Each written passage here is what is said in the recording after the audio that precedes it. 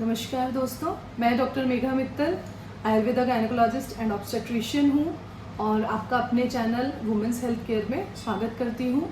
जैसा कि हमारा लास्ट वीडियो था एनीमिया के कारणों पर, उसी के सीक्वेंस में आज हम डिस्कशन करेंगे एनीमिया यानी कि खून की कमी के लक्षण क्या हो सकते हैं और उनका उपचार हम कैसे कर सकते हैं।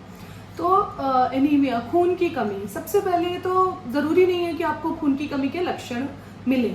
खून की कमी अगर अपना HB नॉर्मल 10 या उसके आसपास है तो आपको खून की कमी के लक्षण नहीं भी मिलेंगे, लेकिन अगर आपका हीमोग्लोबिन इससे कम जाता है तो फिर आपको थकान होने लगेगी, किसी काम को करने का मन नहीं करेगा, आपको हमेशा ऐसा लगेगा कि हम सोते रहें, या फिर आपको बहुत ज़्यादा चिड़चिड़ापन, नींद नहीं आएगी, छोटी छोटी बात में आप इरिटेट हो जाएंगे, या फिर आपको जब कभी एकांत में बैठे हैं या वैसे भी तो आपको ऐसा लगेगा कि धड़कन बहुत ज़्यादा तेज हो गई है, पैल्पिटेशन, इसे हम पैल्पिटेशन कहते हैं कि पैल्पिटेशन हो रहा है।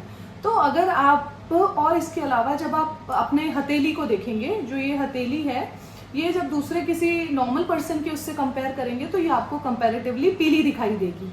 जैसे नॉर्मल जिसकी ये हथेली जितनी ज़्यादा लाल है, इसका मतलब उसका हीमोग्लोबिन उतना ही ठीक है। लेकिन अगर ये हथेली हमारी जो है धीरे धीरे करके पीली हो रही है तो समझ लीजिए कि शरीर में खून की कमी हो रही है।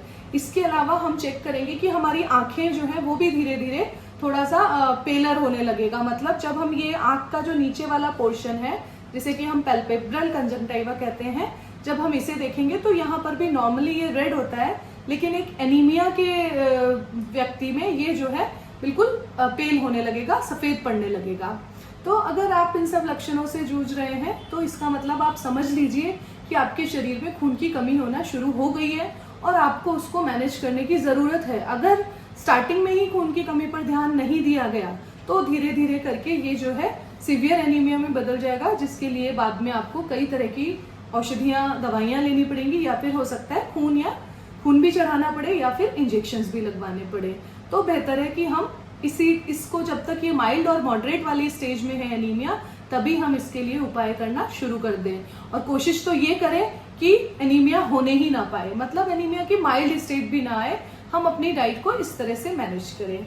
अब हम इसके जो है ट्रीटमेंट पर जाएंगे कि हम एनीमिया को कैसे रोक सकते हैं, या फिर माइल्ड और मॉडरेट एनीमिया हो गया है तो उसके लिए हम क्या जो है अपने डाइट में चेंजेस कर सकते हैं, या क्या क्या हम उसके लिए खाना चाहिए कि हमें एनीमिया कवर हो जाए। तो सबसे पहला इसके लिए उपाय है कि आपके घर में जो भी खाना बनता है उसको आप लोहे के बर्तन में बनाइए। जब आप लोहे के बर्तन में बनाएंगे तो आपके खाने में ऑटोमेटिकली आपको जो है आयरन मिलेगा, जिससे कि खून की कमी की पूर्ति होगी।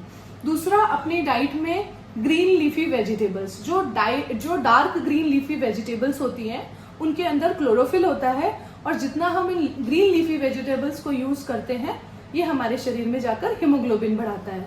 तो इसलिए हमें ग्रीन लीफी वेजिटेबल्स या बहुत डार्क ग्रीन जो सब्जियां हैं, जैसे कि शिमला मिर्च है, पालक है, भिंडी है, मटर है, या चौलई है, बथुआ है, इन सब चीज़ों का अपने भोजन में ज़रूर से यूज़ करना चाहिए। फिर तीसरी चीज़ हम कहेंगे कि अपने भोजन में हमेशा आयरन के साथ हमें विटामिन सी भी ज़रूरी है, क्योंकि बिना विटामिन सी के आयरन हमारी बॉडी में एब्जॉर्ब नहीं होता है।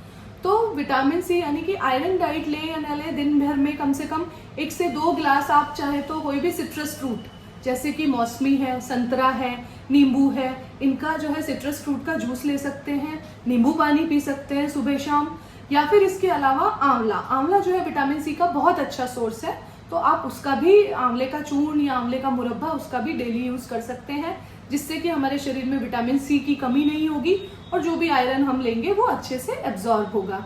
तीसरा, हम आयरन को बढ़ाने के लिए बहुत इजी उपाय है कि रात को सोते टाइम 2 अंजीर और कम से कम 15 से 20 मुनक्का रात को पानी में भिगो दीजिए और सुबह उठकर उनको खा लीजिए। या फिर आप अगर भूल जाते हैं, रात में नहीं रख पाते हैं, तो रात को सोते टाइम 15-20 मुनक्का दूध में उबाल कर ले सकते हैं। या इसके अलावा आप जो है पिंड खजूर आते हैं सर्दियों के मौसम में, तो 5 से 7 खजूर भी रात को दूध में उबाल कर ले सकते हैं।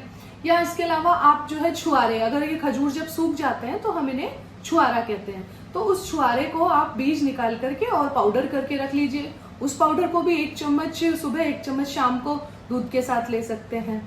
फिर नेक्स्ट हम क्या कर सकते हैं, नेक्स्ट हमारा है कि मोरिंगा लीव्स यानी जो सहजने की पत्ती आती हैं उनको, अगर वो गीली पत्तियां हैं तो आप उनको पेस्ट बना लीजिए। 1 चम्मच सहजने की पत्ती का पेस्ट और 1 चम्मच शहद मिलाकर आप सुबह भूखे पेट ले लीजिए। इससे भी खून की कमी की काफी पूर्ति होती है। या अगर आप काफी सारी पत्तियां एक साथ तोड़ करके और उनका पाउडर बनाकर भी रख सकते हैं और 1 चम्मच पाउडर 1 चम्मच शहद के साथ सुबह सुबह भूखे पेट ले सकते हैं। अगर मान लीजिए कि सर्दियों का मौसम है तो सर्दियों के मौसम में हम जो है तिल और गुड़ के लड्डू बनाकर खा सकते हैं। या अगर किसी का डाइजेशन अच्छा है, बहुत अच्छा है, तो आप तिल और गुड़ के साथ अलसी मिलाकर बराबर मात्रा में और उसके लड्डू बनाकर भी सुबह सुबह खा सकते हैं, जो कि न्यूट्रिशन से भरपूर होते हैं। तो इस तरह से कुछ उपाय हैं जिनसे कि हम जो है अनीमिया की पूर्ति कर सकते हैं। गुड़ का चने के साथ सेवन कर लीजिए, सर्दियों का मौसम है। तो इस तरह से अपने जो है एनीमिया को रोकने का सारा उपाय हमें करना चाहिए।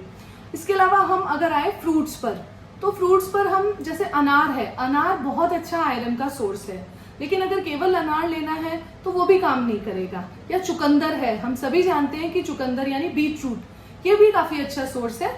तो आप एक काम कर सकते हैं कि 1 अनार 1 चुकंदर, लेकिन इनके साथ या तो 2 आंवला मिला लीजिए या 1 मौसमी या 1 नींबू, इनका जूस बना करके रोज 1 गिलास जूस पीजिए। तो इनसे लगभग 10 दिन में ही आपको इतना अच्छा अंतर महसूस होने लगेगा, आपके शरीर की थकान जाएगी, आपको काम करने का मन करने लगेगा, यानी कि एनीमिया के सिम्टम्स में कमी होने लग जाएगी और धीरे धीरे एनीमिया कवर होने लग जाएगा।